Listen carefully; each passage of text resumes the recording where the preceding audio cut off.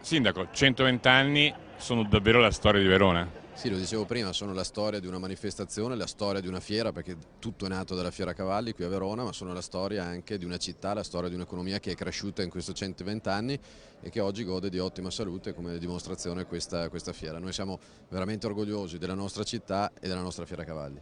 Credo che sia anche una grande emozione da neo sindaco, insomma, vivere questo anniversario con ospiti molto importanti. Sì, a memoria, io ho lavorato tantissimi anni qua in fiera, prima quando Luca Zaia citava i ragazzi, e io ero uno di quelli che durante l'università lavorava qua e quindi ne ho viste tantissime di fiere, tutti gli anni vengo Zai qui. non è così vecchio, eh? No, lui si riferiva ai ragazzi di adesso, io ero ragazzo di allora. E devo dire che un parterre così con 3 ministri, con praticamente tutta la giunta regionale non l'avevo mai vista, quindi questo è un segno di attenzione e di orgoglio ulteriore per la nostra città.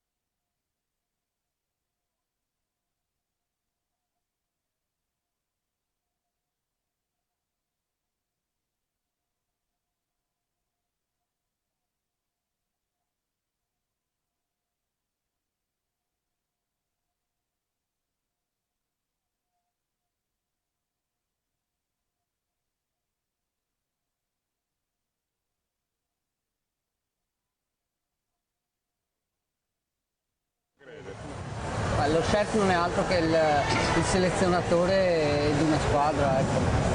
Sono un mendovista anch'io e ricopro anche il ruolo di selezionatore della squadra veneta in Diciamo questo subito caso. perché c'è un bellissimo risultato da festeggiare, Storico.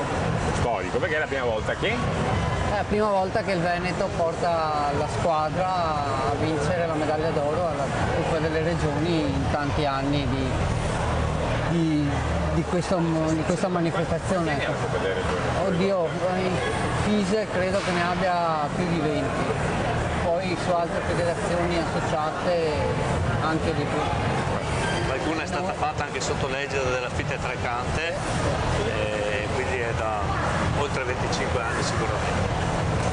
In cosa è stato più bravo dei suoi predecessori secondo lei? In cosa è stato più bravo dei suoi predecessori? In tante cose, diciamo che bisogna dire che a livello professionale di competenze è uno dei migliori, lo definisco tecnico anche se tecnico non è uno dei migliori tecnici che ci sono in Veneto, nel senso che è stato bravo a vedere durante tutto l'arco dell'anno i cavalli in gara, è sempre stato puntuale a venirli a vedere dopo ogni gara, ad abbinare oltre che al cavallo anche il cavaliere, al cavallo giusto per un tipo di gara che non è una gara come le altre.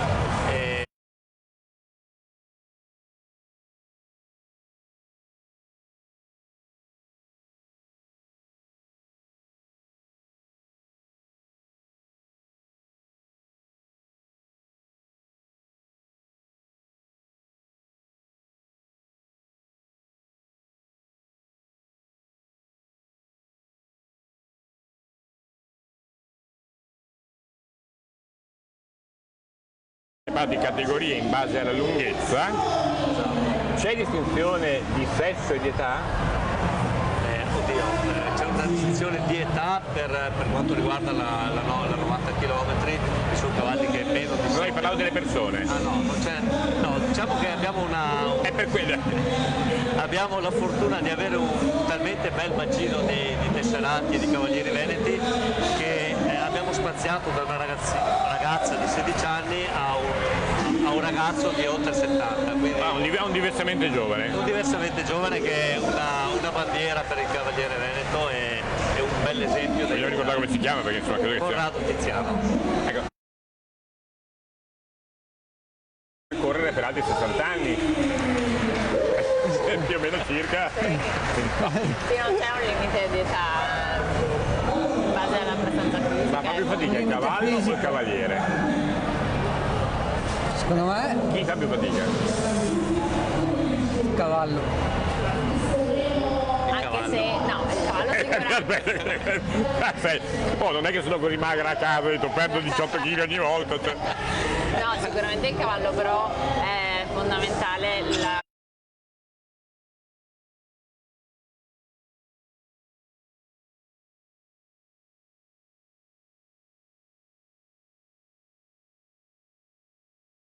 Però lei è abbastanza alta direi. sì, Cioè?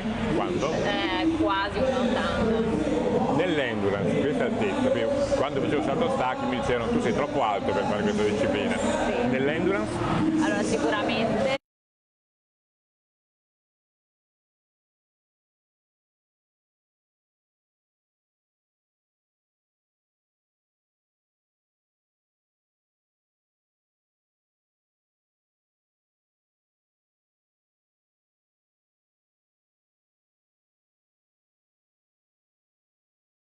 Ma con un buon assetto che un cavaliere piccolo, leggero ma senza assetto, ecco. Per il cavallo in se stesso, per le lunghe distanze, ma credo anche per tutte le Gli discipline. esclusi, perché ci sono sempre purtroppo gli esclusi quando uno sceglie.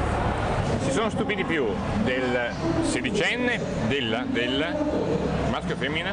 Ma è femmina, una ragazza. Della sedicenne? Nominiamo anche lei Carlesso Sara. Si sono stupiti più della sedicenne o del settantenne in squadra? Secondo me è il settantenne. Del settantenne? Il settantenne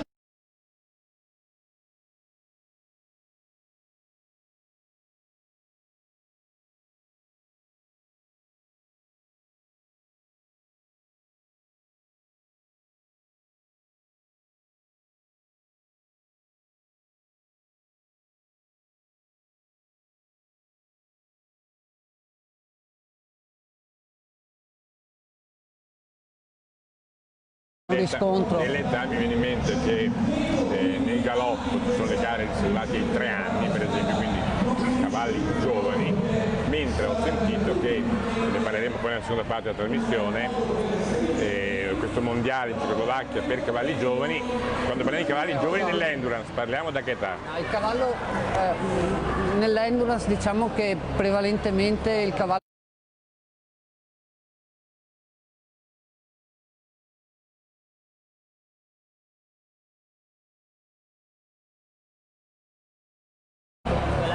viene fatta a 4 anni per il cavallo da endurance, quindi iniziano il loro percorso agonistico a 4 anni. E dura nel fino? pieno può durare, io conosco una cavalla che ha fatto una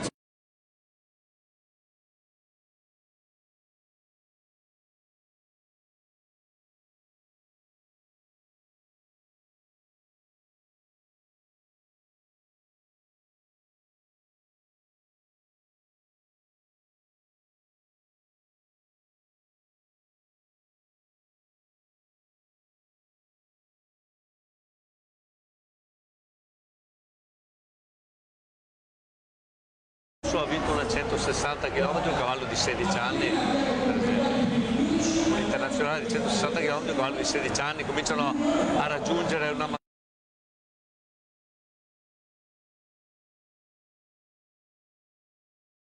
anche negli umani è difficile vedere un maratoneta forte o comunque a 20 anni, in genere comunque arrivano sui 40 anni, per cui è la stessa cosa paragonata al cavallo. Scusate, io chiedevo prima della trasmissione, visto che mi ha colpito quando ho parlato con maratoneti e pensavo a queste persone che comunque lavorano, si allenano tutto l'anno, in realtà ad alto livello possono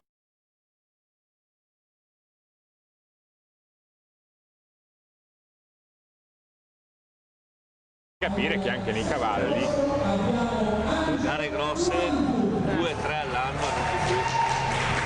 mentre gli scatenati che stanno a cavallo, lei quante gare fa all'anno? 7, 8, dipende. Beh, insomma, con cavalli diversi però. Con cavalli diversi, esatto. Beh, è quello appunto, perché uno per fare 7-8 gare già deve giocarsi 2-3 cavalli almeno, e quindi è più facile trovare cavalli o cavalieri? Cavalieri. C'è un abbastanza buon equilibrio su questo, i cavalli ce ne sono, forse ci sono più cavalli che cavalieri, questo sì. Ma il cavallo nasce da endurance o lo si vede tra gli altri che è adatto? Ci sono razze predisposte come in tutte le discipline È all'endurance. un anglo-arabo, in realtà detto così sembra un cavallo. Un puro sangue arabo, ma questo lo dicono i numeri, non lo diciamo noi, insomma. Un cavallo arabo è più predisposto a Lo vedi da puledro o lo scegli negli anni per fargli fare endurance? È una selezione.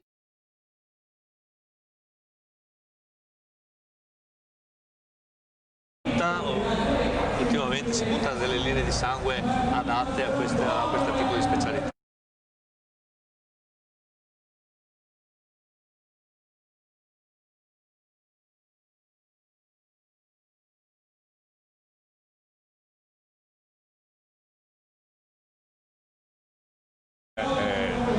Giocatore di calcetto che fa uno scarsissimo campionato, almeno 2 o 3 volte alla settimana deve allenarsi. Indurista? Sì, indurista. Un endurista, che allenamento deve fare per essere a un buon livello? Come singolarmente o come cavallo? Come allenamento, poi Ma dipende sicuramente dalla gara che andrà a fare. Parte da un minimo, secondo me, almeno di 3 volte a settimana. Minimo, secondo me, e da aumentare.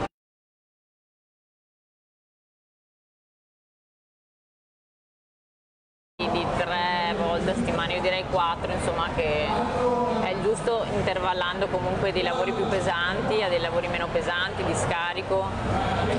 E il cavallo invece?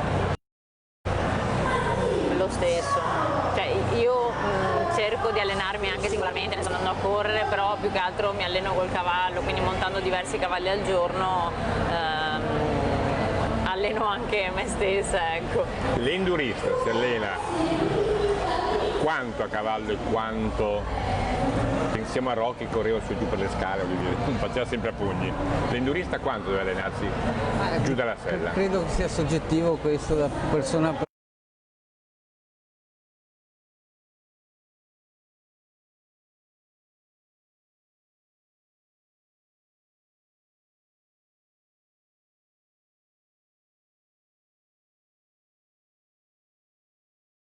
E questo movimento in Veneto, oltre che aver vinto la Coppa delle Regioni, è in espansione, si sta allargando.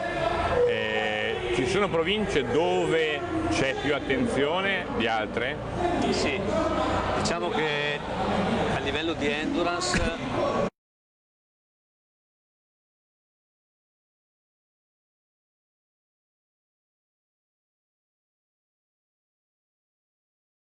in Treviso. Quindi stiamo giocando qui a Verona in terra... Verona c'è un grosso centro, poi ci sarà un ospite che ci sarà dopo, anche Verona ovviamente. Voi per lei è di? No, non vale, è la congiura, però se parliamo in termini di numeri la provincia di Treviso ha più tesserati che per noi. Qual è il fascino dell'endurance? Il fascino per me è la quantità di ore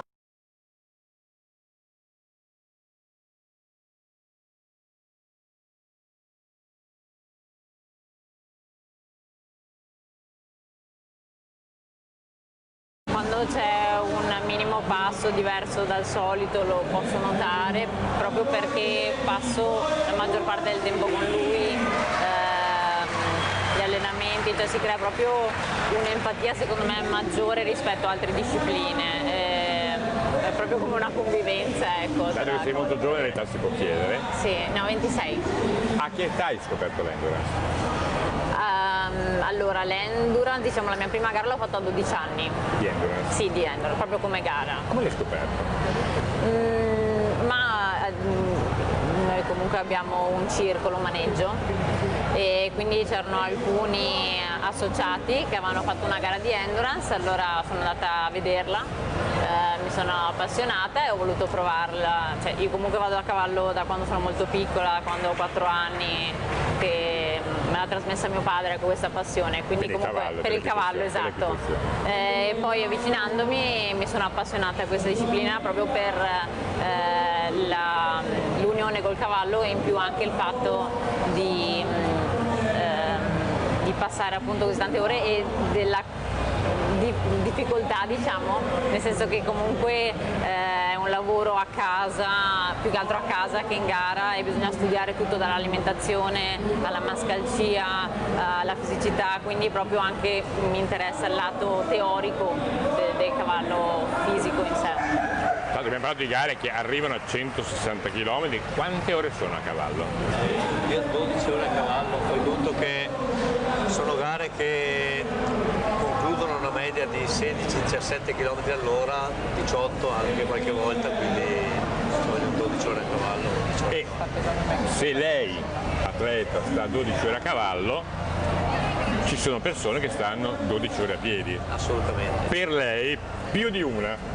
Il fidanzato, l'amante, il numeroso, presi tutti e abbiamo messo d'accordo.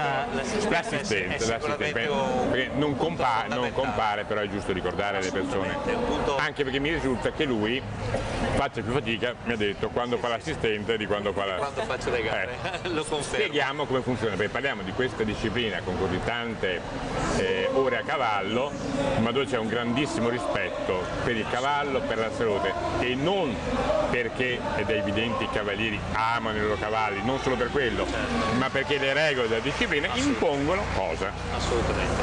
Impongono di finire una gara solo se il cavallo è a posto fisicamente al 100%. Spiegarci, è una gara chiaramente a tempo, certo, ma non basta arrivare primi. No, infatti lo stavo dicendo, è forse l'unica disciplina che non vince chi arriva primo al traguardo, ma vince chi arriva primo al traguardo a condizione che? A condizione che il cavallo passi la visita veterinaria finale. Capita che non la passi? Purtroppo capita. Allora, passa i controlli, perché non è che la vita ci sia solo alla fine, ci sono dei controlli. Ci sono dei controlli ad ogni anello, ovviamente 160 km si fanno in vari anelli, da 30, 40, 20 km. Se il cavallo non sta bene viene fermato subito. Ad ogni anello c'è una visita veterinaria. Quindi se c'è un problema si ferma subito. Se il cavallo ha un problema di zoppia, di metabolico, di qualsiasi cosa, si ferma e la gara finisce. Cioè vuol dire che uno perde nell'ultimo giro praticamente. Uno può finire i 160 km. Sì, ma vuol dire che fino a 120 era a posto. Però una storta, una zoppia. Anche dopo i 160, può finire e arrivare a 158 che era a posto, e a 160 non è più a posto. Per spiegare che non è che se è successo nell'ultima tranche di gara. Questo è per spiegarlo. Cosa si controlla nel cavallo in questi step in cui viene visto? E che cosa poi chiedo al groom che cosa fa il cavallo? Cosa si controlla? Di solito la commissione veterinaria controlla lo stato fisico-metabolico del cavallo e eventuali problemi locomotori di zoppie agli arti.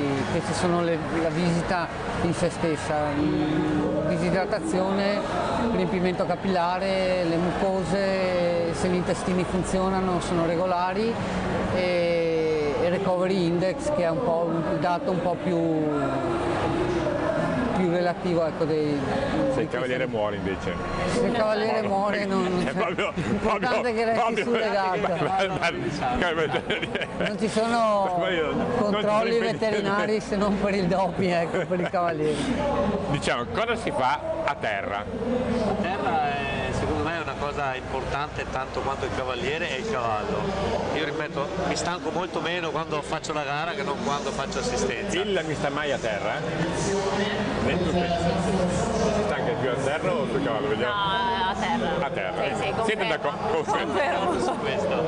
Siamo d'accordo su questo. A ogni anello che si fa ci sono delle assistenze volanti, quindi l'assistenza, chi viene in assistenza ti bagna il cavallo, gli dà da bere, gli offre da mangiare se mangia, controlla i ferri, controlla che sia tutto in ordine, e questo ad ogni assistenza volante, ad ogni anello.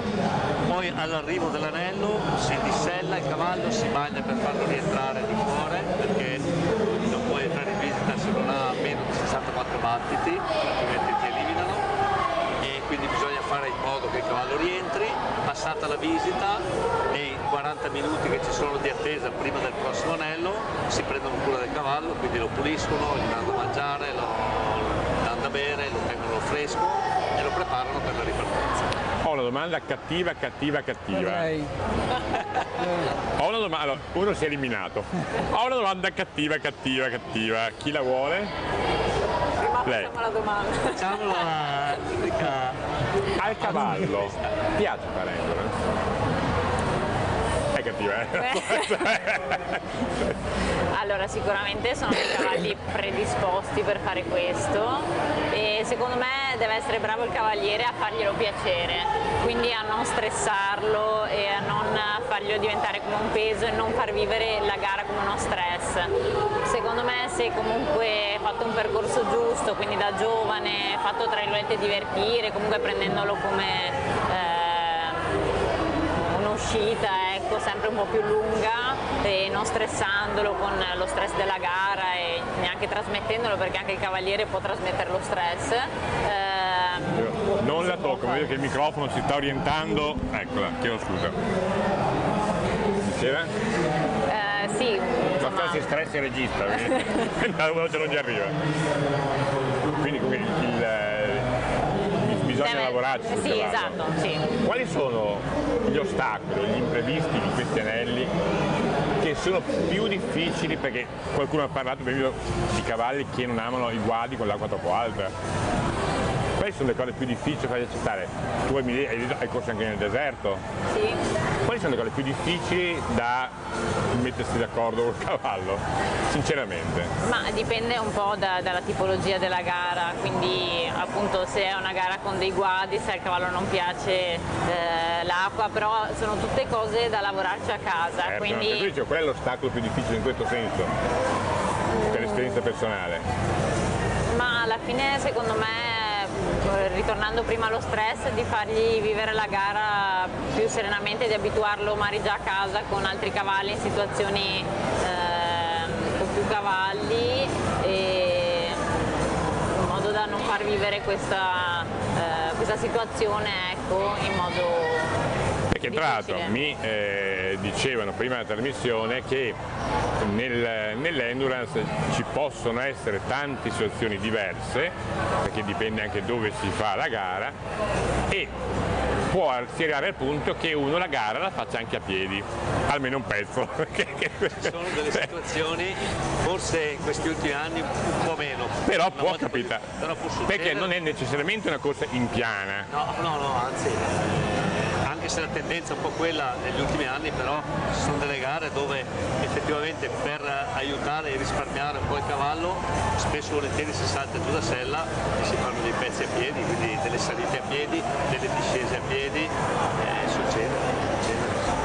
Cosa si pensa quando si sta in sella così tante ore?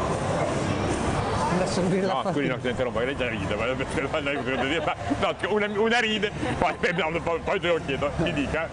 No, voglio sapere perché qua mi ha incuriosito, perché a cosa pensa? No, penso che sia soggettivo. Io sono un po' pesante, nel senso che cioè uno dice tanti chilometri, invece pensi a ogni secondo dove mette il piede il cavallo, almeno io, come lavora, se senti che è un po' più contratto da una parte o dall'altra. Continuamente il pensiero è sul cavallo, sì. Ininterrottamente. Sì, o canti. Ogni tanto canti. Ok, qual è il suo repertorio? Cioè, che cosa canta lei? No, però... Dobbiamo saperlo, cioè cosa canta? Cosa canta? No, però in genere, insomma, per il... No, cosa? Ho capito, che cosa? Che cosa canta? Un po' di tutto. Tipo? Principalmente? Lei non dia suggerimenti. Cosa canta? No, ma nel senso che tipo? mettendo... Un esempio. O la canzone d'artista, musica italiana o straniera, mi dica qualcosa. Una musica rilassante sia per il cavallo che... Mi dica, gelato al cioccolato, non lo so cosa canta.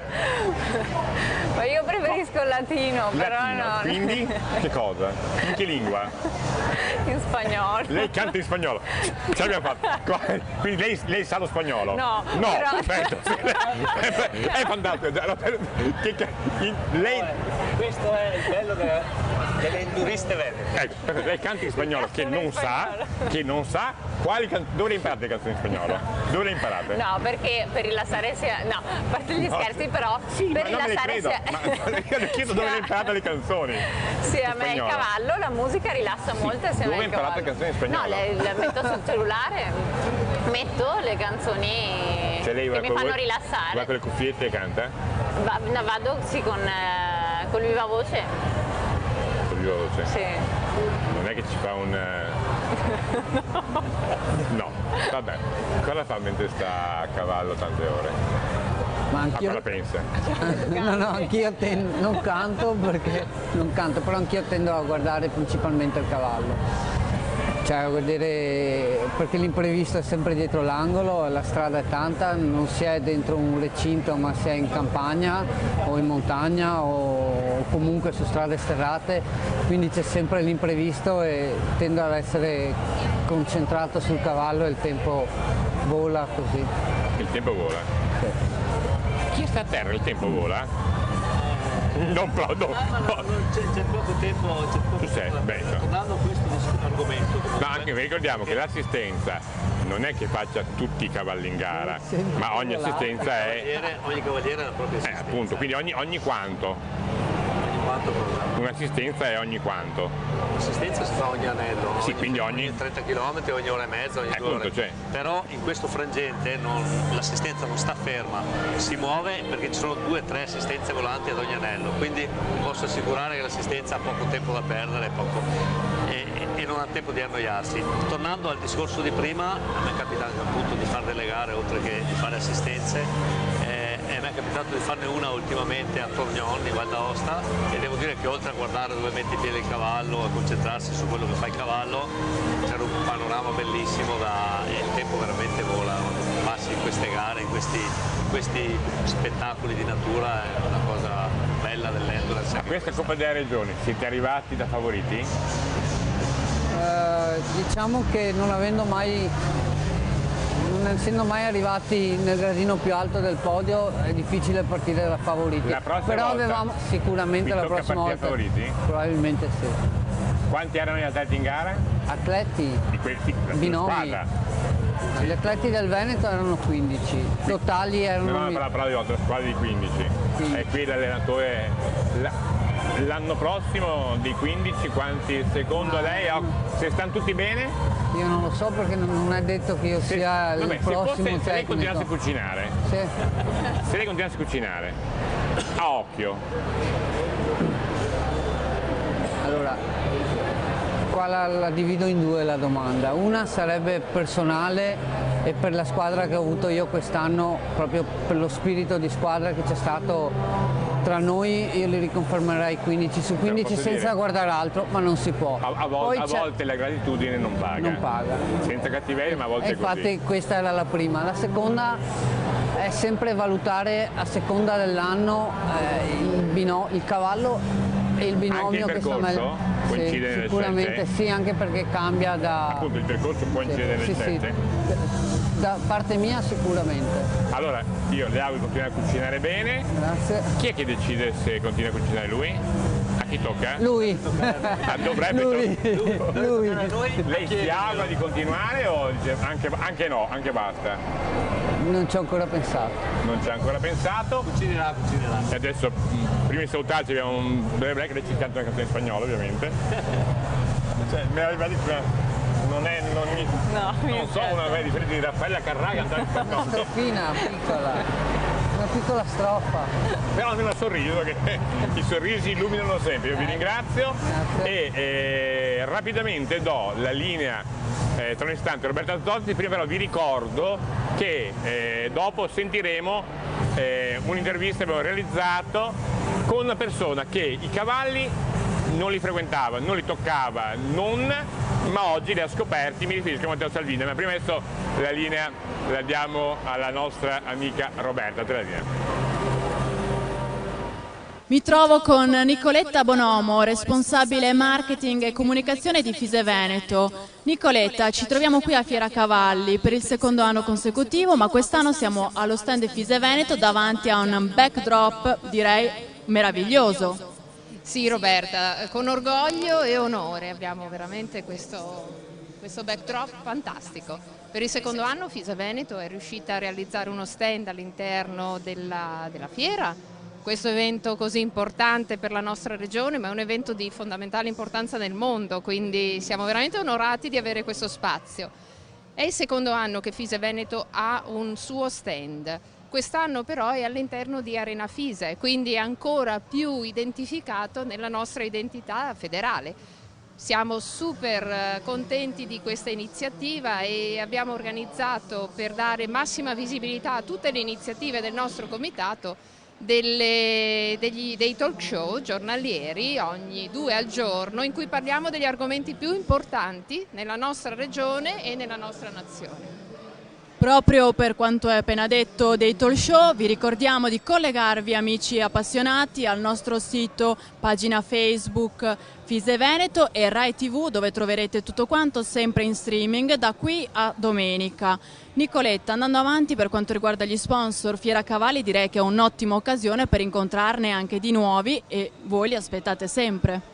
Questa è un'ottima occasione per noi per comunicare. Anche la struttura architettonica con cui abbiamo realizzato questo stand è una struttura aperta, nella quale il pubblico può entrare e comunicare con Fise Veneto. E Fise Veneto parla un team. Nel nostro team gli sponsor sono parte fondamentale. Li vediamo nel backdrop, ma i nostri sponsor vivono con noi le emozioni e ci aiutano a dare la massima visibilità a questo sport fantastico. Quindi sì, sicuramente Fiera Cavalli 2018 è l'opportunità per far sì che la squadra degli sponsor Fise Veneto 2019 sia ancora più grande, più forte e vincente.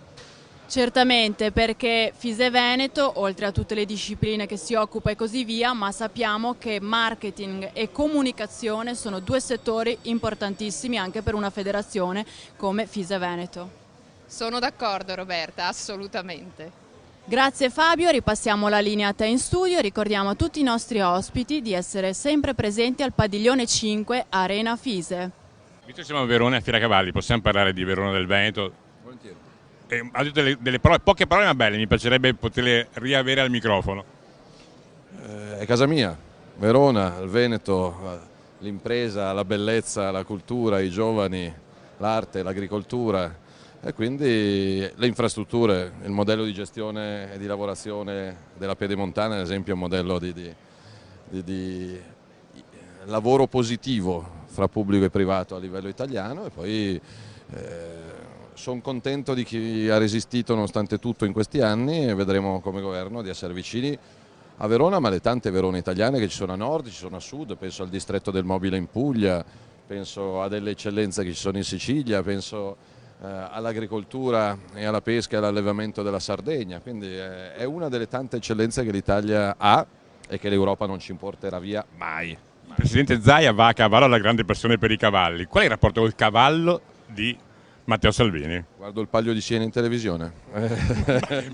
Ma hai neanche carezzato un cavallo? A San Siro sì, ogni tanto ho portato i bimbi all'ippodromo di San Siro a Milano, è una realtà bella, troppo poco conosciuta, sana, pulita, con gli odori giusti, con i profumi giusti e quindi poi è indotto, è lavoro, è cultura, è ambiente.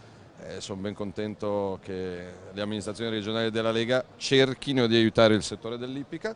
Lo faremo anche noi come governo perché è sempre stato dimenticato negli ultimi anni. Anche perché il Veneto è proprio territorio di grandi aziende nel settore dell'ippica, aziende leader in Italia e nel mondo. Va bene, l'ambiente è fondamentale, ma in questo momento la priorità è il lavoro e quindi ogni posto di lavoro salvato o creato per me è un successo.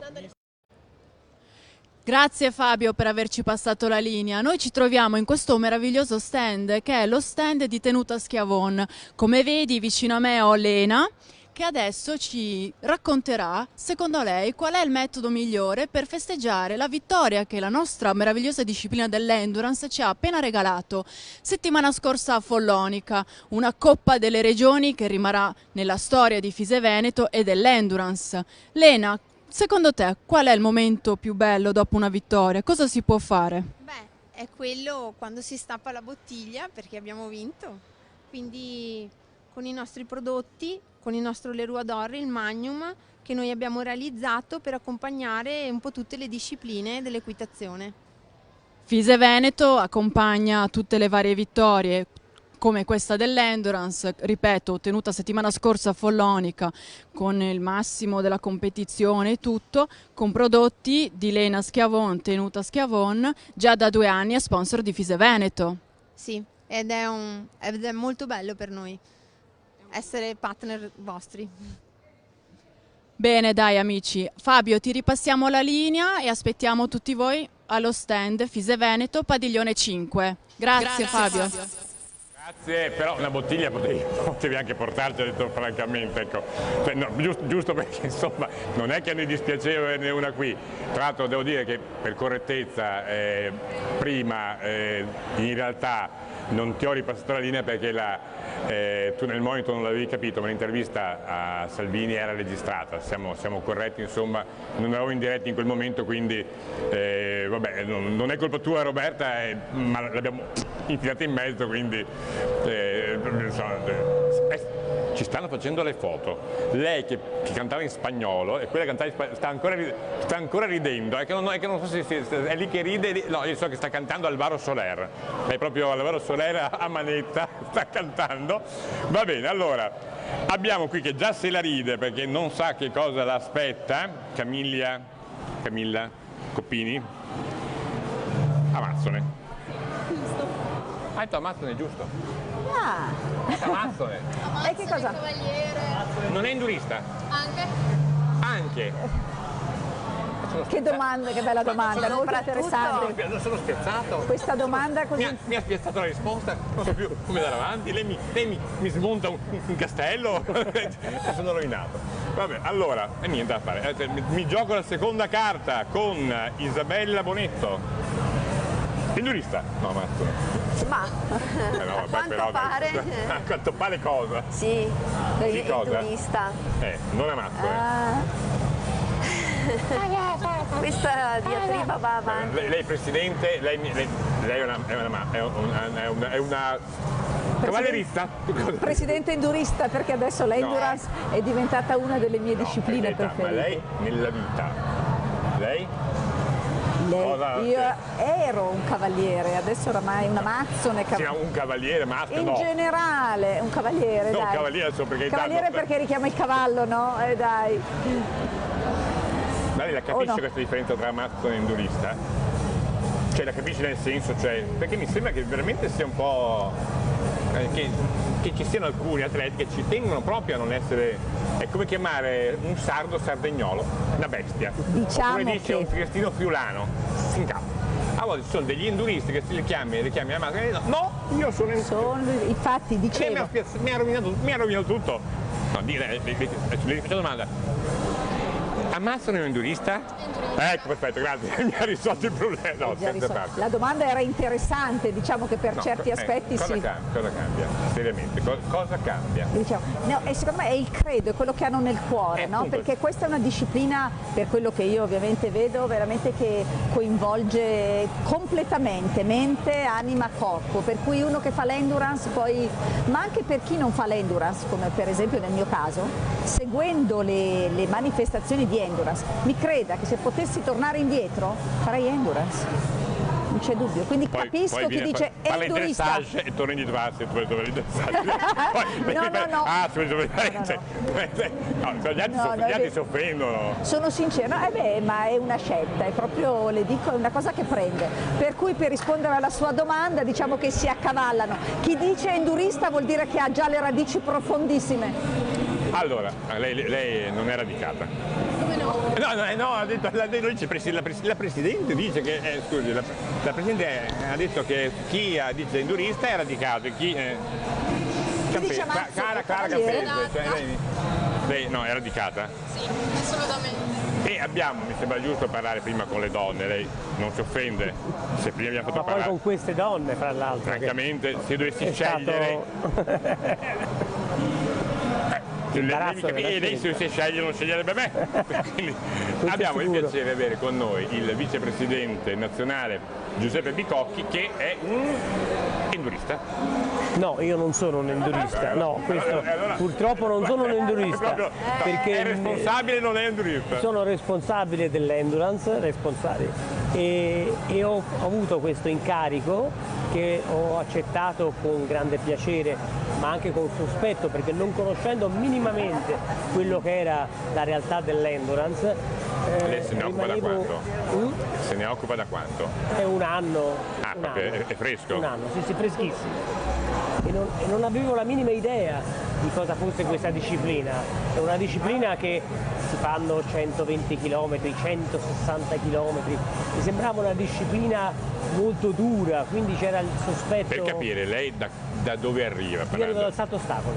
Proprio siamo da un altro mondo. E sono rimasto come mai la FISI ha scelto un ostacolista per questa disciplina? A parte che nel Consiglio federale non c'erano rappresentanti dell'ENSA, però le dirò invecchiate presto così. Avete già? Avete già? No, ma è interessante. Io sono molto convinto di questo. Come al Ministero delle Poste non si mette un postino, come al Ministero della Sanità non si mette un medico. Nel calcio non tutti i grandi allenatori erano buoni giocatori. Esatto. Lo Special One Mourinho non è che proprio esattamente fosse un campione. No, ma poi arrivando dall'esterno si riesce a avere meno condizionamenti da questo piccolo mondo in cui ci sono sicuramente dei condizionamenti, delle inimicizie. Lei si aspettava che il Veneto potesse vincere la Coppa delle Regioni? Con una presidente così non avevo dubbi. No. Questa signorinata mi sembra... No, sinceramente, se l'aspettava che potesse vincere? Guardi che la bellezza di questo sport è che, come posso dire, mentre nel salto ostacoli il cavallo è determinante, la capacità del cavaliere è determinante, per cui chi può vincere in una gara internazionale dove partono 100 cavalieri sappiamo che sono quei 5 che vinceranno, non sappiamo quale dei 5. Il Gran Premio di domenica qui a Verona è già segnato. Non è segnato perché... No, i primi, cioè però... Sì, i primi si sanno già. Chi sono? Non glielo dirò mai, non glielo dirò mai. Ma si sanno, me lo dicano, tanto mica... non è che dirlo influenzi la gara. No, ma la bellezza di questo sport del cavallo è che c'è sempre l'imponderabile, per cui le cose non sono già...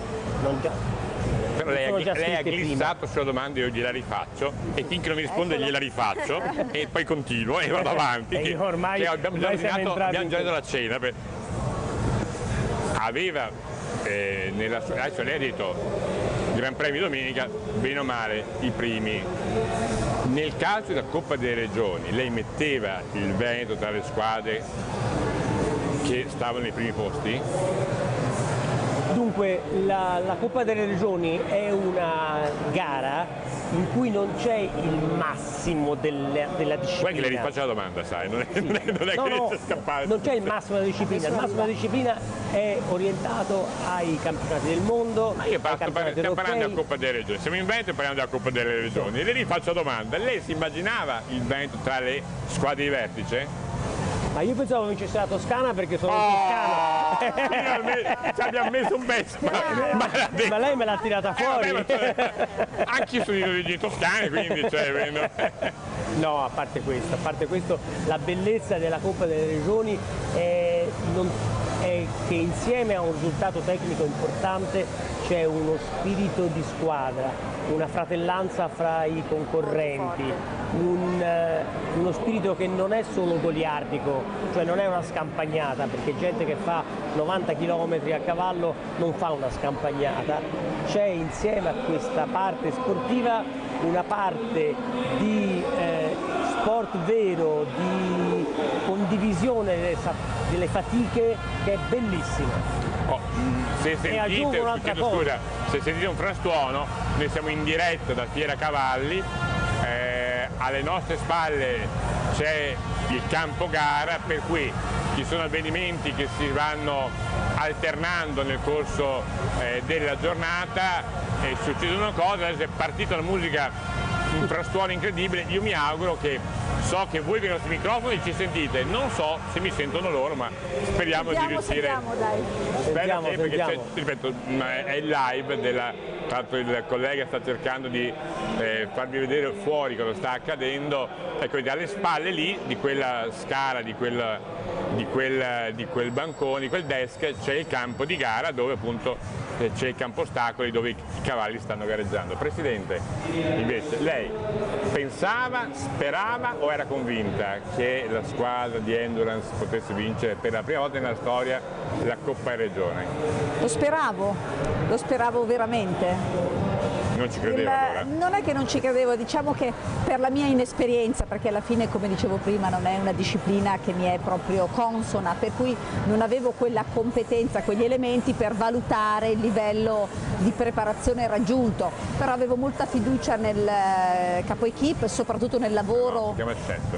Chef d'equipe. No, si chiama chef, mi dispiace. Loro sono enduristi e si chiama chef. Ha ragione. Rettifichiamo, se no non mi capiscono qua. È corretto? Di fronte a una violenza verbale come quella del nostro conduttore, io posso solo mi sta accusando di violenza verbale, mamma mia che cattivo. No, siamo intimiditi, siamo intimiditi. È il vicepresidente, deve tenere un po' di rigore. Buongiorno, ho il piacere di ospitarla quest'oggi in questo set. Sarei felice se lei potesse concederci un'intervista. Parliamo invece, come nasce la passione per l'endurance? Nasce qualche anno fa, grazie, sì, pochi anni fa, devo dire, sì, 6 anni fa precisamente. Quindi è fresca? Sì, è fresca. E grazie al mio compagno che è un medico veterinario ed è appassionato anche lui della disciplina dell'endurance, la segue ai cancelli veterinari e quindi per caso sono stata coinvolta come assistente ad una gara e lì mi si è accesa una lampadina e ho detto mi piacerebbe fare questo e quindi piano piano ho cominciato percorso che... Ha fatto 5-6 anni, quante gare? Ma ho fatto una trentina di gare perché molto i cavalli, sì, i cavalli miei, ecco, ne ho 2 al momento e ho fatto tutto con loro dalla prima gara. Una trentina di gare in 5-6 anni. Sì. Questo se le fai in 6 mesi. Sì. Se le fai... No, così è, no? Vero. Giusto, sì, no. Sì. Ah, e il mi ha mai fatto il mi ha cominciato a che età? A gareggiare? Io ho cominciato a gareggiare a 14 anni perché ovviamente essendo una disciplina che si svolge su un chilometraggio talmente ampio, ovviamente coinvolgendo anche attraversamenti stradali e comunque percorsi che sono aperti. La patente. No, è necessario seguire appunto le regole della strada. Quindi Natalia mi corre da quanto lei? Perché lei ha 20 anni, avete cominciato assieme a gareggiare, solo che lei ha 30 gare in 6 anni e lei in 6 anni, occhio... Io ho un palmarès di più di 100 gare. Nel 2018 quante sono state? Circa? Una ventina. Allora, per quello che dicevamo prima nella prima tranche di trasmissione, fare 20 gare vuol dire che certamente non si fanno con né uno, cavalli, né 2, né 3 cavalli. Esatto, infatti ho la fortuna di avere entrambi i miei genitori e tutta la mia famiglia, anche mia sorella, che sono all'interno di questo ambiente. Abbiamo un allevamento di cavalli e questo ci permette appunto di poter partecipare a diverse competizioni con comunque un numero di cavalli sicuramente elevato. Inoltre durante il mio percorso di gare sono riuscita anche a completare il numero di 10 CEI 2 stelle, ovvero percorsi di 120 km, e questo mi ha permesso di raggiungere un ulteriore gradino sul mio database, che è quello di essere un cavaliere elite, ovvero di poter partecipare a competizioni senza essere qualificata in binomio con il cavallo. Se ho capito bene, non è che ha in Italia? No, infatti ho avuto la fortuna di correre in Italia, in Francia, in Portogallo, negli Stati Uniti e negli Emirati Arabi.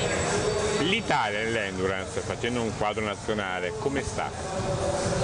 Rispetto agli altri stati, agli altri paesi, come siamo messi? Non siamo messi molto male, no? Non siamo messi...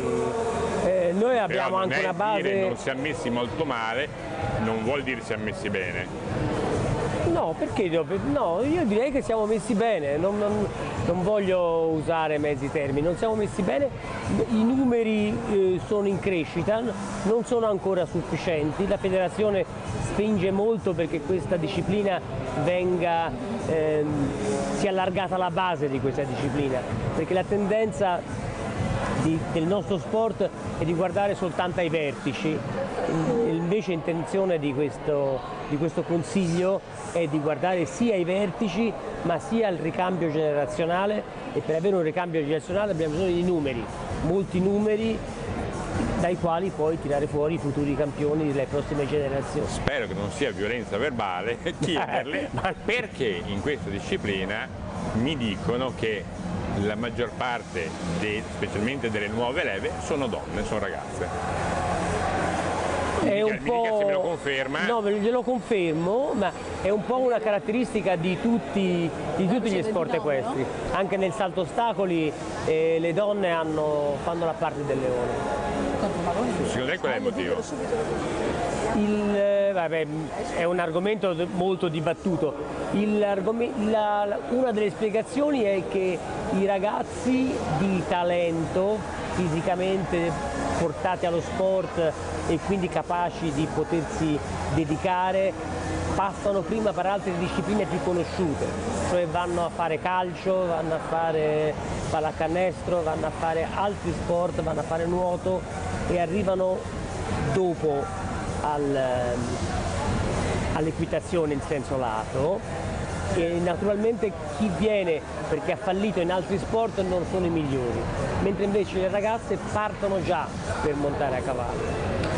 Questa è una teoria, ma non... Ma penso che abbia avuto ragione, così magari mi faccio perdonare della violenza verbale, gli do sempre ragione. Grazie. Lei, aspetta, mi sembra un'analisi, è vero, perché i ragazzi forse perché noi maschietti continuiamo a giocare, ma butti in mezzo a un gruppo di ragazzi un pallone e giocano, se i ragazzi butti in mezzo a un pallone ti guardano, fanno cavolo. Credo che effettivamente che questo voglia dire poi nell'avvicinamento al mondo dell'equitazione, però è un peccato che effettivamente magari persone che sarebbero portate non si riescano a catturare, che sia endurance o che sia un'altra disciplina equestre. Credo che una federazione dovrebbe cercare insomma di conquistare il pubblico maschile. Insomma, cerchiamo, per questo si cerca assolutamente di conquistarlo, però parliamoci chiaramente, insomma anche diciamo, il mondo femminile alla fine ha tutte quelle sfaccettature per cui nel rapporto con il cavallo portate pazienza signori uomini, ma la marcia in più c'è, insomma.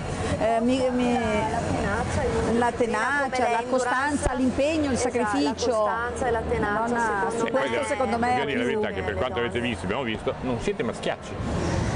Grazie, è un complimento. In certe discipline, siamo sinceri, si vedono dei maschiacci, nel senso vedo anche persone molto femminili, questo credo che sia una cosa che si possa dire senza... Per una volta in cui non siamo a cavallo e vestite insomma, da induriste, ecco, magari ci mettiamo una divisa molto particolare. Diciamo uno stile di vita, ecco, in generale, penso di poter dire. È uno stile di vita? Sì. Lei quanto si allena? Diciamo tutti i giorni nei periodi o quasi, nei periodi in cui devo preparare gare più lunghe, più impegnative, sì. Allenamento, quanto sul cavallo, quanto senza il cavallo? Devo dire che ho scoperto di recente l'importanza anche della preparazione atletica del cavaliere. Guarda, sta annuendo la Presidente. Diamo una svolta, come Dipartimento organizzeremo... Mi fa vedere Rocky, che non faceva solo pugni, ma correva su e giù per le scale. È la verità. Cioè, però... È nell'immaginario, però è l'esempio dell'atleta che non fa soltanto... Mi permetto di dare una notizia importantissima perché questa federazione ha appena presentato e noi in Veneto abbiamo ospitato un progetto che si chiama Pro Rider Training e riguarda proprio l'informazione e l'assunzione di elementi tecnici da parte dei tecnici di equitazione per programmare anche l'attività fisica per i propri atleti, perché l'atleta non è solo il cavallo, deve esserlo anche il cavaliere. Su questa cosa è ora di dare veramente una svolta e capire che l'importanza è fondamentale, no? Quindi... Assolutamente. Una che fa 30 gare all'anno, c'è il giorno della gara, ma c'è anche l'andarci e il tornare a casa. Quando trovate tempo allenarsi? Allora, io mi alleno con la mia squadra tutti i giorni, durante il periodo invernale solitamente una, massimo 2 volte al giorno, perché ovviamente bisogna... Una volta al giorno?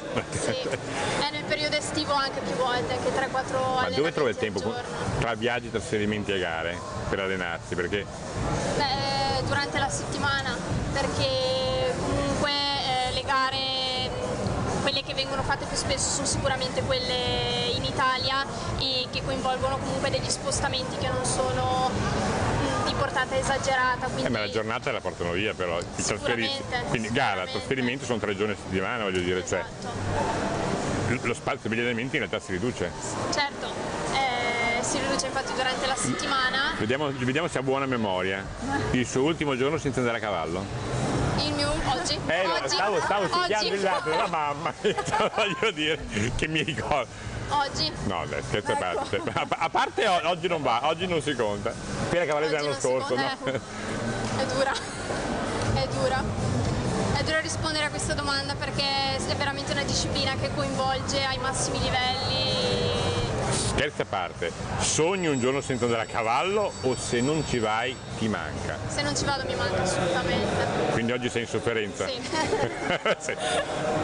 Ilda sta bene senza andare a cavallo? O... No, anch'io soffro della stessa mancanza di Camilla. La mancanza crea un vuoto interiore che è una cosa incolmabile. Quindi potendo a cavallo tutti i giorni? Infatti ora torniamo e andiamo ad allenarci, no scherzo. Per oggi dedichiamo tempo quindi oggi non sarà oggi l'ultimo giorno senza cavallo? Per ora? No. No, seriamente, allora, l'ultimo giorno senza cavallo? No, abbiamo tempo fino a stasera, ci stiamo qua a aspettare che se lo ricordi. Può essere. Potrebbe essere l'ultimo dell'anno. Potrebbe essere. Sì. Potrebbe essere. Ma tutte quante le discipline e queste sono così, diciamo nel senso buono, totalizzanti? Se parliamo di completo, se parliamo di ostacoli, se parliamo di dressage. Insomma, sicuramente dipende dal livello, nel senso che più si va su, più sicuramente le maglie si stringono e quindi i giorni sono tutti i giorni, magari anche più di una volta al giorno.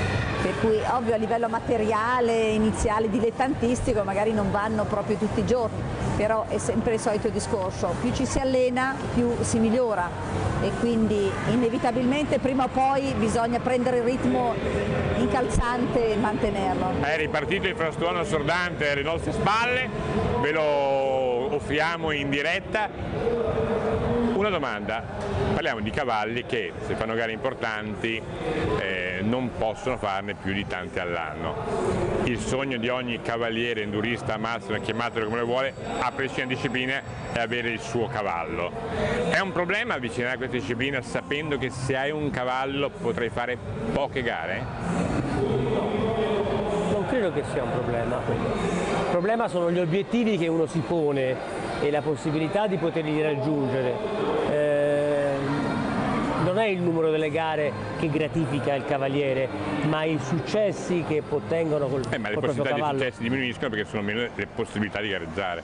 Se io gareggio, scherzo a parte, lei che ne fa 30 all'anno è più facile che possa un buon risultato di chi ne fa 3. No, perché te devi programmare, cioè uno dei problemi grossi dello sport del cavallo è che il cavallo non è una macchina. No, certo. Non essendo una macchina, questo soggetto va programmato per un fine, per un obiettivo. E le gare che sono prima di questo obiettivo sono gare di preparazione al raggiungimento dell'obiettivo. Purtroppo non sempre l'obiettivo si raggiunge, ma l'importante è che tutto sia fatto per raggiungere questo obiettivo prefissato, che deve essere un obiettivo realistico ma anche ambizioso. Assolutamente. Una cosa che mi aveva affascinato, al massimo quante ore di gara hai vissuto? La gara che è durata di più? Nella 160 km si parte alle 5, 5 e mezza, 6 del mattino e si finisce a tardo pomeriggio, a seconda della media gara, un po' prima un po' dopo. 12, 13? Di tutto. Che cosa? Di tutto. Beh, io parlo anche al cavallo ogni tanto perché ci si trova... Il moroso non è geloso? No. Vabbè, già un passo avanti. Direi di no. No, parlo per passare il tempo anche ogni tanto, o canto, gli parlo. Canti? Sì. Cosa? Non so cantare, non mi faccia cantare, ma il cavallo può Ma vogliamo sapere cosa? Questo povero animale sopporta. Magari la canzone che si canta tipo? Sotto la doccia, non ne ho idea. Quella, la hit del momento. Ultimamente cosa canta? Ultimamente il cavallo cosa sopporta, poverino? Noi siamo dalla parte del cavallo, quindi cosa sta subendo? Non so neanche il titolo della canzone, Chi è? cantilena che sento, una canzone estiva, quella di Giusy Ferreri, che sento cantare da Amore Capoeira. mio figlio ogni tanto. Amore Capoeira. Può essere, per esempio. È quella? La canto. È quella? Sì, vado in automatico sotto la doccia, quando mi sveglio ho il ritmo, quella canzone in testa. Poi comunque parlo, gli ultimi chilometri magari se siamo da soli gli dico dai che ce la facciamo, forza su, insomma cerco. Quello risponde. Sì, ogni tanto, a modo suo. Comunque la cosa seria di questa piccola parentesi è che stando così tante ore in sella, con tutte le difficoltà di una gara, io, almeno a mio personale parere, si instaura un rapporto intimo e veramente bello ed emozionale con il proprio cavallo che non so come meglio poterlo descrivere, ecco, se non con la parola emozione, ma è una cosa che anche lei può confermare sicuramente. In queste ore, vediamo lei cosa fa. Queste ore? Allora, il vicepresidente la sta guardando, guarda. Dipende dal tipo di gara, dipende perché sicuramente c'è un livello di concentrazione che può essere differente tra una gara internazionale o la gara che può essere la regionale di qualifica. Cambia il genere musicale che si canta. No? Cambia il genere di concentrazione, si può dire. Ovviamente se si deve partecipare partecipare a un campionato europeo, sicuramente il livello di concentrazione è sicuramente diverso da una gara magari di livello. Io ho chiesto che cosa fa. Durante tutto questo, che cosa fa? Io sono concentrata su quello che faccio, sinceramente. Quindi pensiero sul cavallo? Ho gli occhi scanner, mettiamola così. Sono concentrata sul minimo spostamento del cavallo, sono veramente sul pezzo, nel sapere anche cercare di capire anche quello che sta provando il cavallo in quel momento, per capire quando posso azzardare anche magari quella mossa in più per rischiare magari una posizione più avanti, o quando è magari il momento di dire tiro le redini perché è il momento di frenare, perché magari non siamo a 100, si può dire. La gara più bella della tua vita? Aspetta. Allora rispondi alla Presidente. Adesso lei non mi guardi? Qual è? No, adesso non dire. E dove c'era Otello era un momento molto importante che ricorda il suo papà, me lo ricordo, che me l'hai detto, quello dove tu hai pensato al tuo papà. Racconta perché è bellissima. Una gara che ho corso l'anno scorso in Sardegna. Cioè un po' la patria dell'allevamento dei cavalli. Sì, per proprio devo dire vicino a casa del cavallo mio, cioè con quel cavallo. È nato lì vicino. Hai ospitato mia cavallo? Quasi, è nato lì vicino al percorso di gara. Papà e mamma sono venuti a vederlo, a fare il tifo anche. Papà e mamma del cavallo sono venuti a fare il tifo. Sì, quasi. No, è stata una gara molto bella perché mi sono confrontata con un team di atlete straniere, professioniste, sono arrivata in mezzo a loro, diciamo, terza, ma un po' per me era essere quasi era vincere. E siccome arrivavo da un'esperienza fresca di un lutto in famiglia, insomma, ecco, in quel momento ero un po', mi ha aiutata questa cosa qua, e proprio negli ultimi chilometri di cui parlavo prima, dove ho fatto qualcosa in più per arrivare in quel modo, diciamo che ho pensato a... E la più bella invece come percorso? Forse anche quella, per quella che è la mia esperienza, ne ho un paio, 2 o 3 che mi piacciono, ecco, come Stessa domanda, anche quella. La corsa più bella della... Allora, ma difficile. Ne ha fatte troppe. Allora, se dovessi scegliere dal punto di vista delle emozioni che ho vissuto, io citerei il campionato del mondo Giovani Cavalli del 2015, che è stata la prima gara importante e veramente veloce che ho fatto. L'ho fatta, ho ottenuto il risultato di 8° posto in questo campionato del mondo, e è stata veramente un'emozione grande perché è stata la prima gara di tale livello a cui ho potuto partecipare, e non mi aspettavo sinceramente di ottenere un risultato del genere. La cavalla che stava veramente superando. Il percorso più bello, perché abbiamo parlato di percorsi anche nel deserto, quindi... Allora, percorsi più belli sinceramente in Italia comunque rimangono quelli che ho preferito in assoluto. Mi piace molto quello di Valeggio sul Mincio, ma anche quello che si è svolto quest'anno qui nella zona di Verona ad Isola della Scala, e secondo me la bellezza italiana. Rapidamente, quante gare di endurance ci sono all'anno organizzate dalla FISM in Italia? Le gare importanti sono 3 o 4, quelle proprio di carattere internazionale o campionati italiani. Poi ci sono tutte le varie gare regionali e dipende un po' da come vengono organizzate. Ancora il calendario delle gare nazionali non è stato aperto, ma io penso che una 50ina di gare si dovrebbero fare quest'anno. Il Veneto? Presidente? Come manifestazioni o come... Sì. Come gare di endurance? Diciamo, come comitati organizzatori ne abbiamo uno qui che ha organizzato a Valeggio sul Mincio e a Isola della Scala quest'anno, manifestazioni a livello internazionale molto importanti. E devo dire, l'auspicio è quello di incrementare un po' questi comitati organizzatori, e stiamo valutando per l'anno prossimo, ci sarà sicuramente qualcosa in più, sempre con l'aiuto anche del signor Coppini, che comitato consolidato oramai, papà della Camilla. Grazie mille, allora con questa bella musica di sottofondo che è risalita noi andiamo a chiudere questo primo talk organizzato da Pisa Veneto qui a Fiera Cavalli con Ride TV. Se seguite i social appunto di Ride TV e di Pisa Veneto potete vedere quello che faremo oggi, domani, nei prossimi giorni. Grazie per averci seguito, non ci vediamo tra tanto.